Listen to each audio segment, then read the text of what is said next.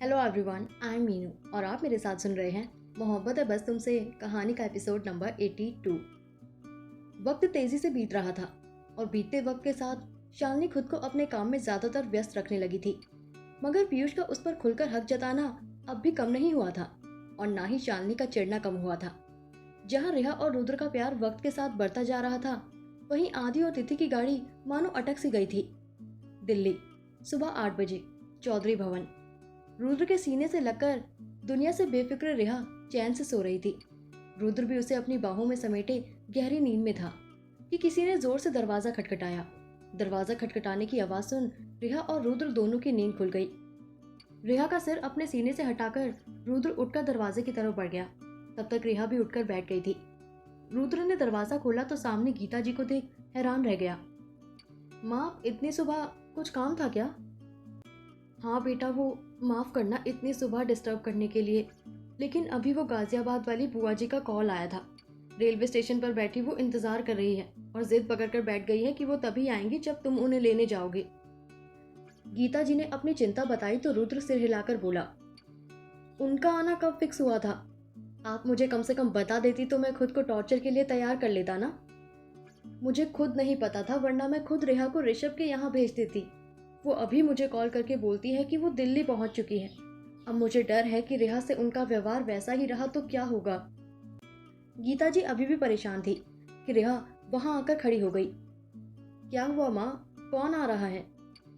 रेहा के सवाल पर गीता जी ने उसे सारी बातें बताई तो वो मुस्कुरा दी और उनका हाथ पकड़कर बोली, आप क्यों टेंशन ले रही है माँ, मैं हूं ना, सब संभाल लूंगी। फिलहाल तो रुद्र की तरफ पलटकर, रुद्र तुम जाओ लेकर आओ बुआ जी को, और माँ आप चिंता मत कीजिए, सब ठीक होगा। उसकी बात सुनकर रुद्र सिर हिलाकर वॉशरूम में चला गया। बेटा, तुम बुआ जी को जानती तो ये कभी नहीं बोलती। वो खुद चलते फिरते चिंता का स्वरूप है। उनका होना ही सबसे बड़ी चिंता है और जब तक वो रहेगी ये चिंता तो जाने से रहे। खैर, उनके आने से पहले तुम कमरा थोड़ा संवार दो और खुद नहाकर साड़ी पहन लेना। वो बुआ जी थोड़े पुराने ख्यालात की है तो कुछ दिन एडजस्ट करना पड़ेगा। गीता जी ने अपनी बात पूरी की तो रिहा ने अपनी पलकें झपकाकर मानो उन्हें भरोसा दिया। मैं चलती हूँ, देखो किचन में अभी काम है काफी। कुछ चीजों की दिशा भी बदलनी है, वरना आते ही वो पूरा घर सर पर उठा लेगी। उनकी बात सुनकर रिहा हंस दी और बोली, माँ, पहली बार मैं आपके चेहरे पर डर देख रही हूँ। अब तो जल्दी ही मिलना है मुझे दादी बुआ से। बुआ जी सच में काफी सख्त और अनुशासित है, इसलिए पूरे घर में उनका दबदबा रहता है। मेरी सास से भी ज्यादा सख्त और कड़क है ये। जितना डर मुझे मेरी सास से नहीं लगता था उतना इनसे लगता है। इनके पति की मौत काफी कम उम्र में ही हो चुकी थी। तब से अकेले रहते रहते स्वभाव की थोड़ी चिड़चिड़ी हो गई है। अमूमन इन्हें कहीं आना जाना पसंद नहीं, लेकिन ना जाने क्यों इस बार ये आ रही है। क्योंकि उन्हें अपने लड्डू से मिलने की कुछ ज्यादा ही जल्दी है। अपने जूते पहनता हुआ रुद्र गाड़ी की चाबी उठाए बोलता हुआ आया और मोबाइल में समय देखकर वो गीता जी को देखकर बोला, चलता हूँ माँ, देर तो हो ही गई है। अगर और देर हुई तो वहीं से कान खींचते हुए लाएंगी। गीता जी ने सिर हिला दिया तो रुद्र बाहर निकल गया। गीता जी भी नीचे रसोई का काम देखने चली गई और रिहा अपने कपड़े लिए वॉशरूम में चली गई।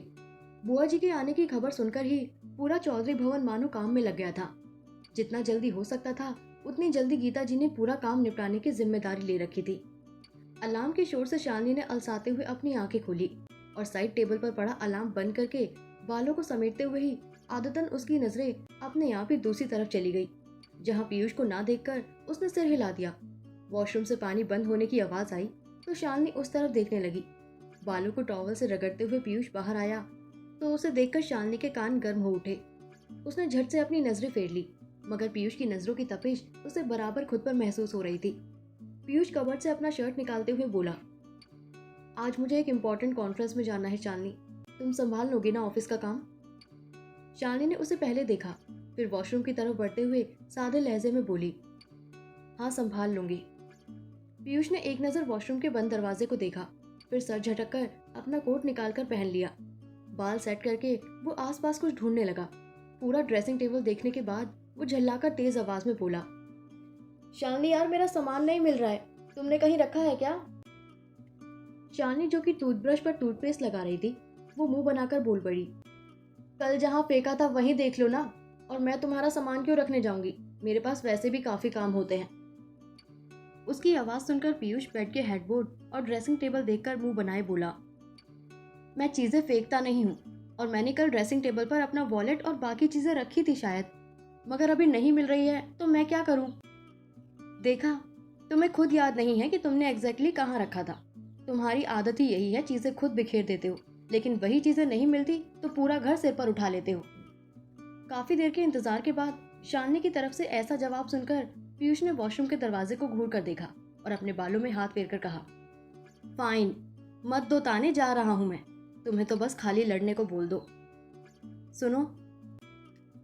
उसका एक सुनो सुनकर पीयूष ने अपने सीने पर एकदम से हाथ रख लिया और धीरे से बोला, उफ, मेरी बीवी का ये सुनो। लेकिन उस समय अगर ये चीज वो शालिनी के सामने कहता तो शालिनी का नर्म लहजा फिर तीखा होना लाजमी ही था, इसलिए उसने तेज आवाज में कहा, कहो। ये वॉशरूम तुम्हारे रूम में ही है तो चिल्लाना बंद करो, और कबर्ड के लेफ्ट साइड के ड्रॉर में देखो, तुम्हारी सारी चीजें वहीं रखी हैं। उसकी बात सुनकर पीयूष ने कबर्ड खोलकर दराज में देखा तो उसकी सारी चीजें रखी हुई थी। पीयूष के लबों पर अपने आप ही मुस्कुराहट बिखर आई। अपना वॉच निकालकर हाथ में पहनकर वॉलेट और रुमाल जेब के हवाले करके गाड़ी की चाबी उठाए वो एक बार वॉशरूम की तरफ देखा और बोला, मैं जा रहा हूँ। सामने से कोई जवाब नहीं आया तो सिर हिलाते हुए वो वहां से निकल गया। वहीं अंदर खुद को मिरर में देखती शालिनी ब्रश करते हुए ही भरे मुंह से बड़बड़ाई, अपनी चीजों को लेकर कोई इतना लापरवाह कैसे हो सकता है, पता नहीं क्या होगा इस इंसान का। थोड़ी देर बाद शालिनी तैयार होकर नीचे उतरी तो पीयू पार्थ को कोई हॉरर स्टोरी सुना रही थी और बदले में पार्थ आंखें टिमटिमाते हुए उसे देख रहा था। पीयू को 2 दिनों से सर्दी हुई थी, इसलिए उसका मन बहलाने के लिए श्रुति ने पार्थ को उनके घर पर ही छोड़ दिया था। तबीयत खराब होने की वजह से पीयू को स्कूल नहीं जाना था, इसलिए स्वेटर, टोपी और मोजे पहने वो पार्थ को डराने की भरसक कोशिश कर रही थी। पार्थ, तुम्हें डर नहीं लग रहा? पीयू ने पार्थ को घूरते हुए पूछा तो पार्थ ने बड़ी मासूमियत से ना में सिर हिला दिया। भाभी, नाश्ते में क्या बन रहा है? किचन में आकर शालिनी के पास खड़े होते हुए तिथि ने पूछा तो शालिनी बेसन फेंटते हुए ही मुस्कुराकर बोली, बेसन का चिला बना रही हूँ, तुम्हें पसंद है? तिथि ने हाँ में सिर हिला दिया तो वो मसाले डालते हुए बोली, आदि को तो सबसे ज्यादा पसंद है चिला, तुम प्लीज बनने के बाद उसे दे आओगे तिथि? आप प्लीज मत कहिए भाभी, बस हुक्म कीजिए, मैं दे आऊंगी। उसकी बात सुनकर शालिनी हंस दी और बोली, अच्छा, जब बन जाएगा तो मैं बुला लूंगी, अभी फिलहाल तुम जाकर नहा लो, ऑफिस जाने का टाइम हो रहा है। वहीं दूसरी तरफ निकेतन जी और राधिका जी हमेशा की तरह बहसबाजी कर रहे थे और उन दोनों की बहस के बीच पिसता हुआ आदि बड़बड़ाते हुए किचन में नाश्ता बनाने में जुटा था। पूरी जिंदगी में इकलौती एक लड़की पसंद आई थी, पर वो भाव ही नहीं देती। लगता है पूरी जिंदगी माँ और पापा जी को सिर्फ बेटे के हाथ का खाना मिलेगा। बहू तो ऐसे नजरअंदाज करती है कि मानो मैं सामने हूं ही नहीं। तभी राधिका जी की तेज आवाज उसके कानों में पड़ी। गैस स्लो करके हाथ पोंछता वो बाहर आते हुए बोला, अब क्या किया आपने पापा जी? राधिका जी सोफे के एक कोने में बैठी बोली, आदि एक बात बता। आदि कमर पर हाथ रखकर उन्हें देखकर बोला, शादी की बात को छोड़कर कुछ भी बोलिए। देखा, मैंने कहा था ना, ये अभी शादी करने को तैयार नहीं होगा, ये किसी और से प्यार करता है। निकेतन जी की बात सुनकर आदि ने उन्हें आंखें छोटी करके घूरा। तभी राधिका जी बोल पड़ी, तो क्या जिंदगी भर कुंवारा रहेगा? कभी ना कभी तो शादी के बंधन में बंधना ही होगा। ना ये बताते हैं कि किस लड़की से महाशय प्यार करते हैं और ना ही किसी और लड़की से शादी के लिए तैयार होते हैं। क्या मैं अंदर आ सकती हूँ आंटी?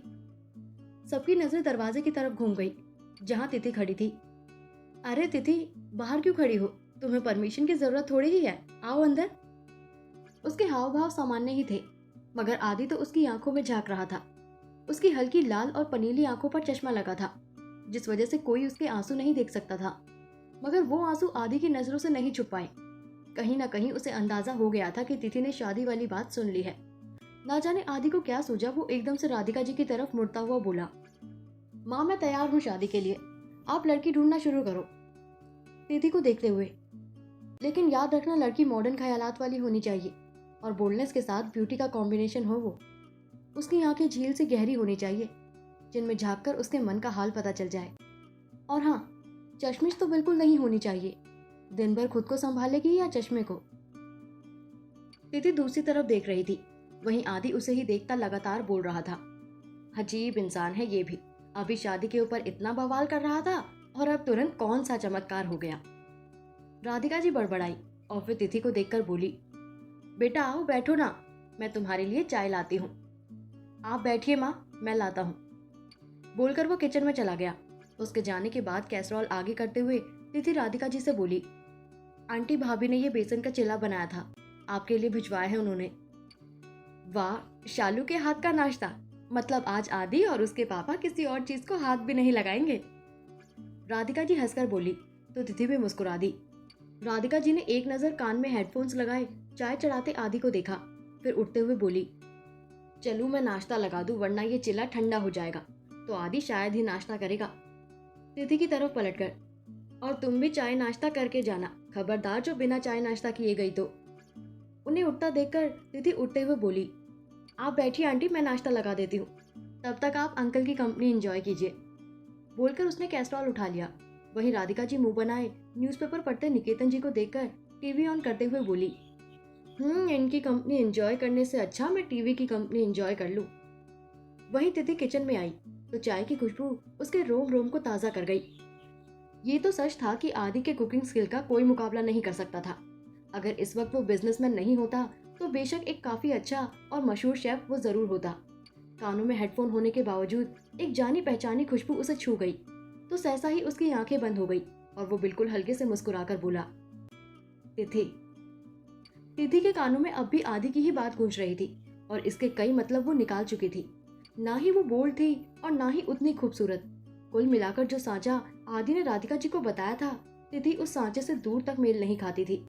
वो एक आम सी लड़की थी जिसकी तमन्ना बस इतनी सी थी कि जो भी उसे मिले वो उसे वैसे ही अपनाए जैसे तिथि है। सामने मैं अकेला किचन के कामों में लगा हूँ, ये नहीं कि कोई आकर हेल्प कर दे, बस खड़े रहकर देखना है। तंज भरे लहजे में बोलता इडली का बैटर फेंटते हुए उसने कहा तो तिथि अपनी सोच से बाहर आई। आगे बढ़कर कैस्ट्रॉल उसने स्लैब पर रखकर आदि को देखकर कहा, भाभी ने सबके लिए चिल्ला भेजा है। वो आगे बोलती उससे पहले आदि के हाथ रुक गए। गहरी नजरों से उसे देखकर कैसरॉल उठाने के बाद खोलकर गहरी खुशबू लेकर एक तरफ रखते हुए बोला, तभी कहूँ तुम और अपनी मर्जी से यहाँ, मतलब काफी अजीब बात नहीं हो जाएगी। तिथि उसे देखती रही। एक पल को उसके मन में आया कि बोल दे कि नहीं आती वो यहाँ क्योंकि पूरे हक के साथ आना चाहती है, मगर लब खुले तो बस इतना ही बोल पाई, आजकल काम ज्यादा होता है। ये कहो कि आजकल दूर रहने के बहाने ढूंढने लगी हो तुम। क्यों, ठीक कहा ना मैंने। झटके से स्लैब से उसे टिकाकर उसके आसपास हाथ रखते हुए आदि उसकी आंखों में देखकर बोला तो तिथि ने अपना चेहरा घुमा लिया। आदि की गर्म सांसें उसे अपने चेहरे पर साफ महसूस हो रही थी। थोड़ी से पकड़कर उसका चेहरा अपनी तरफ करते हुए वो बोला, तकलीफ होती है तो बताती क्यों नहीं जो मन में है। क्यों खुद को और मुझे दोनों को तकलीफ देना चाहती हो। क्यों नहीं बता देती कि क्या चल रहा है तुम्हारे दिल में। तिथि की आंखों में ठहरे आंसू अब लुढ़क कर गाल तक आ चुके थे। वो एक टक आदि की उन आंखों में झांकते हुए बोली, क्योंकि उन चीजों का कोई फायदा नहीं है और मैंने तुम्हें कभी भी नहीं रोका। मेरा तुम पर कौन सा हक है आखिर जो मैं तुम्हें रोकूं। ये तुम भी अच्छे से जानती हो कि तुम्हारा मुझ पर क्या हक है। बाकी फायदा नुकसान बाद में देखेंगे। तुम एक बार अपने दिल की बातें बोलकर तो देखो। चश्मा उतारकर उसके आंसू पोंछते हुए आदि ने कहा, फिर हल्का सा मुस्कुराकर बोला, वरना मेरा क्या बन जाऊंगा जोगी, भटकूंगा इन्हीं शिमला की पहाड़ियों में। और शादी, तुमने जो आंटी को परफेक्ट लड़की की लिस्ट दी उसका क्या। ना चाहते हुए भी तिथि पूछ बैठी तो आदि की हंसी छूट गई। हंसते हुए वो पीछे हो गया और जैसे तैसे अपनी हंसी काबू करते हुए उसकी नाक को छूकर बोला, तुम सच में काफी मासूम हो और जैसी हो आदित्य शर्मा को पसंद हो तो खुद को बदलने का गलती से भी मत सोचना।